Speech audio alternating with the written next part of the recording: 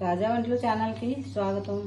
ఈరోజు పచ్చిరొయ్యలు తోటకూర కాడలు కూర వండుతున్నానండి. పచ్చిరొయ్యలు కేజీ పచ్చిరొయ్యలు, చాకురొయ్యలు అండి. చాకురొయ్యలు అయితే మనకి టేస్ట్ వస్తుంది కూర. ఒలిచేసుకున్నాక ఇలా శుభ్రం చేసి పక్కన పెట్టుకోవాలి. అలాగే 4 తోటకూర కాళ్ళన్నీ ఆకంతా తీసేసి ఈ సైజు ముక్కలు కోసుకుని కడిగేసుకుని పక్కన పెట్టుకోవాలి. అలాగే 2 ఉల్లిపాయలు పేస్ట్ కింద చేసుకోవాలి.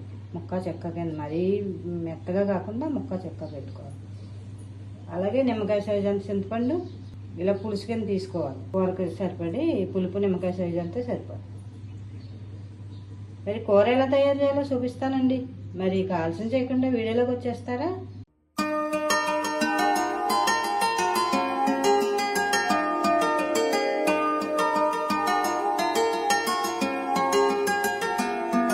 వెల్కమ్ టు తాజా వంటలు. నేను మీ స్వరాజ్యలక్ష్మి అండి.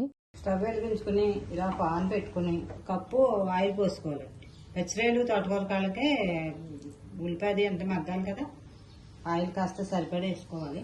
కప్పు ఆయిల్ పడుతుంది. ఆయిల్ వేడెక్కిన తర్వాత వెల్లుల్లిపాయలు చెదగొట్టుకున్నాం కదా, అవి 4 ఎండుమిరపకాయలు ముక్కలు చేసేసుకోవాలి. అలాగే ఒక 1/2 టీ స్పూన్ జీలకర్ర, 1/2 టీ స్పూన్ ఆవాలు, 1/4 టీ స్పూన్ మెంతులు, కాస్త కరివేపాకు. ఇంకా వేగిన తర్వాత 4 పచ్చిమిరపకాయలు తీసి తాలింపులు అన్నీ వేగిపోయింది.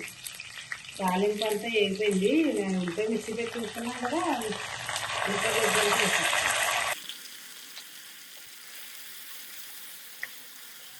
ఇంకా కొద్దిగా వేయకుండానే 1/2 టీ స్పూన్ అల్లం వెల్లుల్లి పేస్ట్, ఒక 1/2 టీ స్పూన్ ధనియాల పొడి, 2 టీ స్పూన్లు కారం, టేస్ట్కి సరిపడి 1 టీ స్పూన్ రాళ్ళు, కొద్దిగా పసుపు అన్నీ వేసేసుకున్నాక సమానంగా కలిపేసుకుని స్టవ్ సిమ్లో పెట్టేస్తే ఉల్లిపాయ అంతా మగ్గిపోతుంది.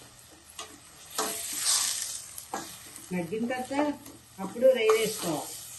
ఉల్లిపాయ అంతా ఎసరు లేకుండా ఈ రకంగా పొడిపొడిగా వేసుకోవాలి. ఇక్కడ నూనె అంతా వేసుకోవాలి. ఇలా వేస్తేనే మనకి ఏ కూరకైనా సరే ఇలా మగ్గనివ్వాలి. లేకపోతే మనకి టేస్ట్ వస్తుంది. పచ్చిరొయ్యలు వేసుకోవాలి. పచ్చిరొయ్యలు వేసిన తర్వాత రొయ్యల నుంచి ఎసరు వస్తుంది. రొయ్యల నుంచి ఎసరు వచ్చిన తర్వాత అప్పుడు తోటకూర కాడలు వేసుకోవాలి. ఇది రొయ్యల నుంచి వచ్చిన ఎసరు వల్ల మనకి కూర టేస్ట్ వస్తుంది. స్టవ్ సిమ్లోనే ఉంచేసి ఒక 5 నిమిషాలు వదిలేస్తే రొయ్య అంతా నీరు వదిలేస్తుంది. అప్పుడు తోటకూర కాడలు వేస్తాం. మూత పెట్టేద్దామండి. మూత పెట్టేస్తే కూర మగ్గుతుంది. ఒక 5 నిమిషాలు అలా వదిలేదు. సరే, రొయ్య నుంచి ఎసరు ఎలా వచ్చేసిందా?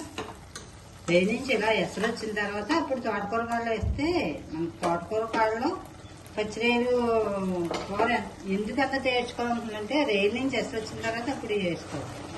ఆ ఎసరులోనే తోటకూర కాడ మాట.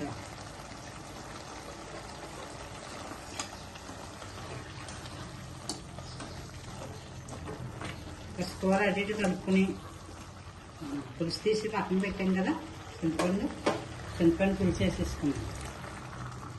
అలాగే ఒక 1/2 టీ స్పూన్ గరం మసాలా పొడి.